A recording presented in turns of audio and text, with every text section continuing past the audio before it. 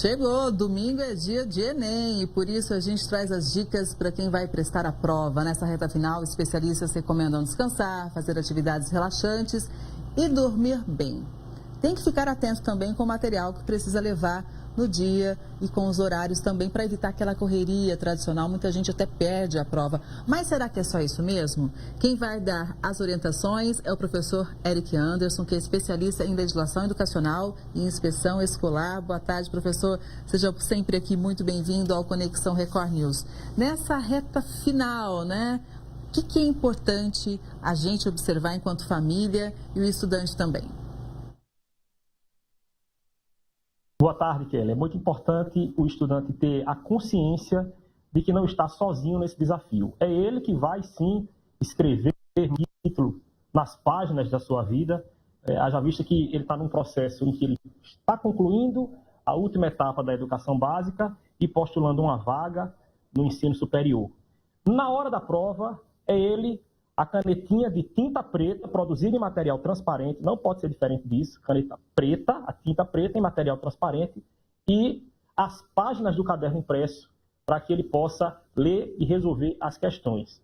Naquele momento ele está sozinho, mas antes de enfrentar essa maratona de resolução de questões, em que ele vai ser muito exigido em concentração, ele precisa levar aí, digamos, um pacote de apoio. E isso envolve a presença da família, o diálogo com os pais. Eu costumo dizer, inclusive, Kelly, que aqueles estudantes que são praticantes de religião, seja ela de matriz africana, seja ela uma religião de tradição cristã, ou qualquer uma outra religião, o Brasil é um país muito plural, que ele também busque se apegar nesse momento de fé. Vá ao templo, sua prece, buscar um momento de meditação, aquele momento de concentração, de diálogo com o transcendente, porque ele consegue encontrar muitas forças. Evidentemente que aquele estudante que é praticante do ateísmo ou não tem vinculação com religião nenhuma, vai buscar outras formas de trabalhar essa sua meditação, a sua respiração. Mas aquele que pratica, assim, vai ao templo, tem uma boa conversa com o pai, tem uma boa conversa com os irmãos, tenta manter um diálogo com a família, que a família também tem que parar para pensar, deixar aqueles estresses, muitas vezes aqueles desentendimentos, né, cotidianos, tentar dar uma paradinha e estar manifestando aí o apoio para que no domingo dê tudo certo. Então vamos ser objetivos. O que a família deve evitar neste momento? Porque eu falo o seguinte, às vezes, sem querer, um irmão faz uma brincadeira de, vê se passa dessa vez, a concorrência está alta, ou a mãe e o pai também, às vezes, colocam uma expectativa muito alta. Qual que é a orientação, então, principalmente para a família? De maneira bem prática, evitar a cobrança excessiva e manifestar a ideia do apoio, inclusive dizendo, se deu certo, estamos felizes. Se deu errado, estamos contigo para que você consiga dar certo na próxima tentativa. O Enem não é um evento que ocorre uma vez na vida e a pessoa vai precisar reencarnar para fazer. Não, nessa vida ele terá outras oportunidades de fazer o Enem, outros vestibulares, outros processos seletivos. A outra, evitar essa ideia de concorrência. Muitas vezes, dentro da família, o que pesa é o fato de o irmão mais velho já ter entrado na universidade, por exemplo, para um curso de medicina, um curso de direito, um curso de muito prestígio social, e aquele que está ali na fila, que é o que está na sequência, também tem aquela cobrança redobrada. Então, é baixar um pouquinho esse nível de cobrança, aumentar aí essa ideia do apoio e de que é uma de outras tentativas para se obter um sucesso na vida. Pois é, e na hora da prova também, acho que é importante, até para esse lado emocional, não é, professor? Você procurar focar na sua prova, não ficar olhando o que os outros estão fazendo, porque se porventura te deu um momento ali que você está mais pensativo, pensando em como vai resolver aquela questão, e o outro, por exemplo, está escrevendo sem parar, isso pode já ser um gatilho para ansiedade, né? Então, o que fazer ali no momento da prova? Essa pergunta é excelente. Muitas vezes o estudante, naquele momento de pressão, ele quer mensurar o desempenho dele pelo desempenho daqueles que estão ali circundando. Então, a primeira informação importante, são 4 cadernos, são 4 cores diferentes. Então, geralmente, o estudante que está do lado está fazendo uma prova com as mesmas questões, mas com uma sequência diferente daquela que eu estou fazendo aqui na fila A. Então, o que está aqui na fila B do meu lado está fazendo com uma sequência diferente. É tentar olhar para a sua prova tentar sempre ir resgatando aquele conhecimento que está sendo evocado, que ele está conseguindo lembrar na hora que está fazendo a questão, e esquecer quem está fazendo do lado. Ele tem que pensar assim, olha, você está escrevendo aqui do lado? Pode estar escrevendo coisa errada, pode estar fugindo do tema na hora da redação, ele pode estar fazendo a prova com muita pressa, entregando antes de mim, mas ele pode ter feito com muita pressa e se ter atrapalhado. Então é hora de ter calma, lembrar que tempo é coisa que o INEP não economiza. São 5 horas e 30 minutos no primeiro domingo. Olha só, das 13h30 às 9 horas, 5 horas e 30, para resolver a prova de linguagem, de humanas e a redação.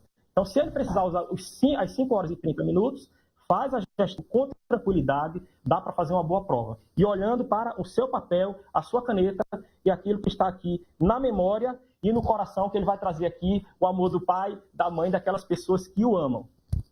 Agora tem uma outra dica também, gostaria de saber a sua opinião, porque 5 horas e meia, né, e a pessoa tem que estar ali com atenção total, atenção máxima. Vale levar um chocolate? É permitido ainda, por exemplo, a dica é de um chocolate, mas eu digo para dar uma energia, de reacender o foco. Isso é possível? Eu diria que é necessário, tá? Principalmente quem vai usar o tempo todo de prova. Sim, evitar exagerar, né? Mas o chocolate, sim, é possível, uma barrinha de cereal, cuidar da alimentação, não uma alimentação pesada, uma alimentação mais rica em fibras, né?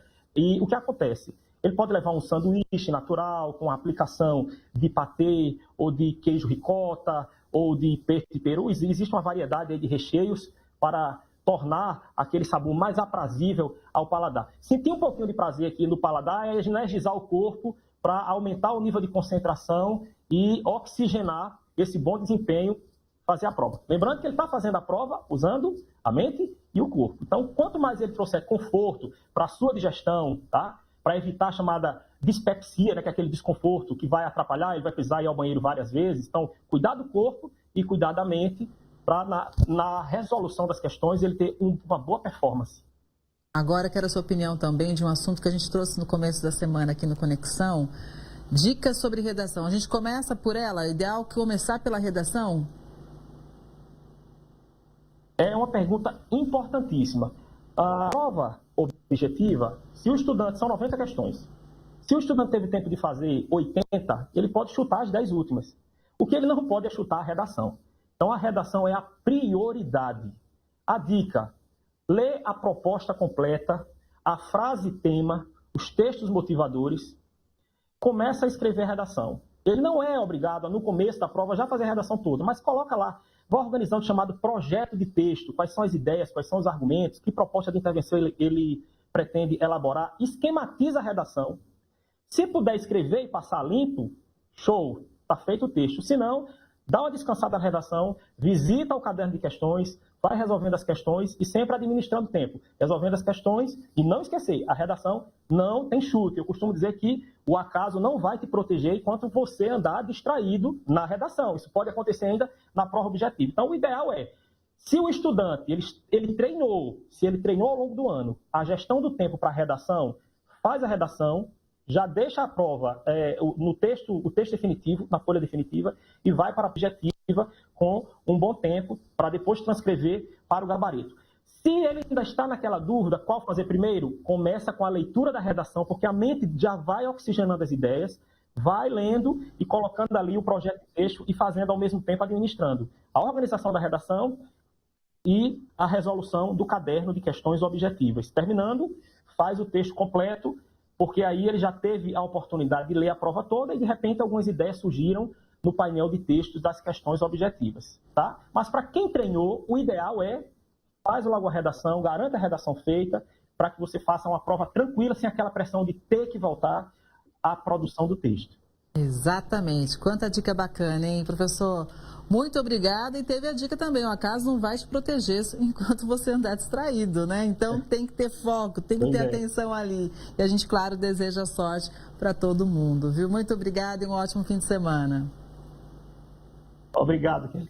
Bom fim de semana.